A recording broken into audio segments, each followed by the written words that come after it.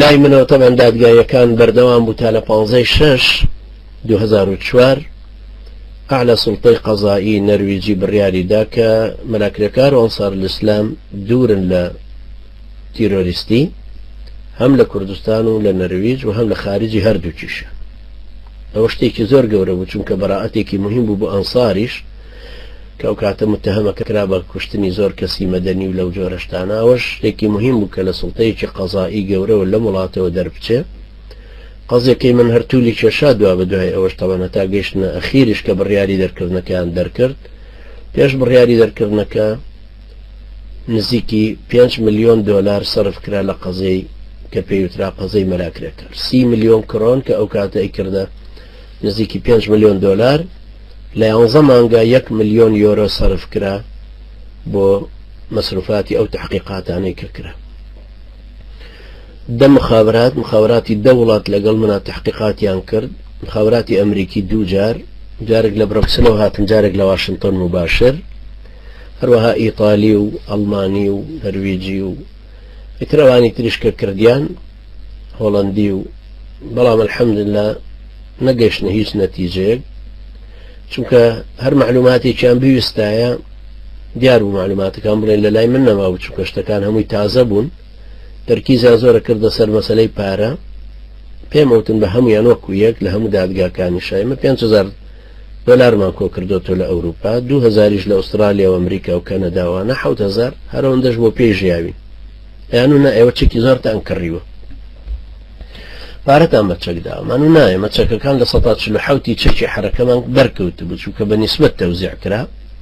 ئێمە جوندکە بووین بە یەک چەکەکانمە لە 147 مەشجەبی بزوتنەوەی ئیسلامی بوو کە لە سەرگەت دابش کرا بەسەر کۆمەڵ و ئەوانەی زوتنەوەی ئیسلامی و ئەوانەی لا کاک عەبدوڕەحمان عەبدوڕەحیم و ئەوانەی ئێمە لە گۆڵپ و ئەوانەی جوندەی ئیسلام و ئەوانە دوایش کە بووینەوە بە یەک لە 147 کرد. الحەمدلله چەکیش خۆی کڕی بووشمان، الحەمدلله توانای ئەوەشمان بە فەزڵی خوای گەورە هەر هەبوو. پاشان کە نەگەیشتنە هیچ نەتیجەیەکی تر بڕیاری ئەویاندا کە وتیان نا ئەم خطوڕەتی بۆ ئەمنی نەرویجی هەیە و ئەوش قسەیە کە هیچ دلیلێکی لەسەر نییە چونکە من لە نەوەتویەکەوە لە وڵاتەم هیچ مخالفەیەکی قوانینیانم نەکردووە، تهدیدی هیچ شتێکیانم نەکردووە، زەرەریشم بۆ کەسیشان نەبووە. بەڵام دیارە حقدێکە لەسەر ئیسلامەکە بە گشتی تەجاوبێکیش بوو لەگەڵ ئەو زەختەی کە ئەمریکا لەسەری دروستەکردن، هەرچەنە ئەمانە 3 ملیارد دۆلاریشیان دابوو بۆ ئەم شەڕی ئیرهابە و بە شێوەیەکی گشتی تر ئیتیجاهی محکەمەکەشیان ئاوا بردەوە لە نێوانی سیاسەت مەدارەکان و ئەحزابەکان و هەروە قەزا لەناو خۆشیان. قەزانەی ئەویست حکمێ دەرکا لەسەر قانون بکەوێ، ئەویست بیداتەوە سەر سیاسیەکان. باش ئێوە ئەڵێن خطوڕەتی بۆ ئەمنی نەرویجێ، باش ئەوە وتمان باشە، خۆتان چۆنی حەلەکەن حەلیکەن. دوای مخابراتی ئەم وڵاتە و وەزارەتی خارجی 6 مانگ هەوڵیاندا دوای قەرارەکە کە بتوانن تەنفیزیکەن، نەیانتوانی.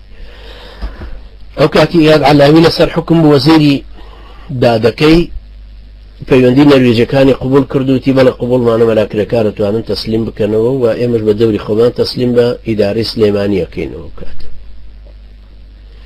بەڵام دوایی کە حکومەتی نووری المالکی هاتە پێشەوە پێشتر ئیبراهیم جەعفەری بوو، ئێوەش زانن ئیبراهیم جەعفەریش طبعا زۆری ڕق لە جەلال تاڵەبانی بوو و ئیبراهیم جەعفەریش طبعا لە نزیکەوە یەکتریە ناسین چونکە من چوومەتە ماڵی و قسەمان لەسەر ئەنواع وەشکاڵ ئەفکار و سیاسەت و شت کردووە.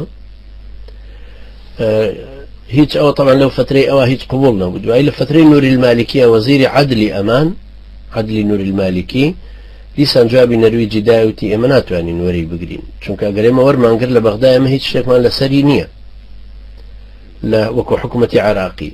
بەڵام ئەو لەبەرەوەی خەسمێکی حیزبی سەرۆکە ئەبێ هەر بیدەینەوە بە سلێمانی، لەبەرەوەی ئێمەش ناتوانین زەمانەتی هیچ شتێک بکەین بە زەمانەتێکیش وەرگرین لە سلێمانی کە نایکۆژن یا شتێکی وای لێ ناکە. لەبەرەوەی ئیشەکە هەر لێرەش ئاوا بەو شێوەیە مایە.